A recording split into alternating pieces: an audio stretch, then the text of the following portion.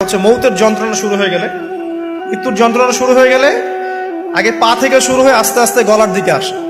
হাদিসে যেমনটা এসেছে, সূরা ওয়াকিয়ার মধ্যেও আছে যে পায়ের দিক থেকে যন্ত্রণা শুরু হয়ে আস্তে আস্তে আস্তে আস্তে এই গলার দিকে আসে, এবং আত্মাটা গলার এখানে যখন চলে আসে, এখান থেকে মালাকুল মউত আত্মাটাকে নিয়ে চলে যায়।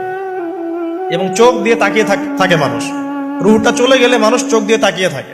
দেখবেন এই কারণে মৃত ব্যক্তি তাকিয়ে থাকে, চোখ খোলা থাকে। এবং তখন আসমান থেকে সিঁড়ি নামিয়ে দেওয়া হয়, ওই সিঁড়িতে করে আত্মা চলে যাচ্ছে, ও তাকিয়ে দেখে যে আত্মা চলে যাচ্ছে। এবং মানুষ মারা যাওয়ার পরে চোখ জীবিত থাকে অনেকক্ষণ। মেডিকেল সায়েন্স যারা পড়েছে তাদেরকে জিজ্ঞাসা করবে, মানুষ ডেড হয়ে গেলেও চোখ দেখবেন আরো কয়েক ঘন্টা, হয়তো আরো নির্দিষ্ট একটা সময় পর্যন্ত চোখটা কিন্তু জীবিত থাকে। এই জন্যে চোখ বন্ধ করে দিতে হয়। যাই হোক, যেটা বলছিলাম যে মৌতের যন্ত্রণা শুরু হয়ে গেলে তওবা করে লাভ নাই, তওবার দরজা বন্ধ। আর পশ্চিম দিক থেকে সূর্য উঠে গেলে তওবা করে লাভ নাই, তওবার দরজা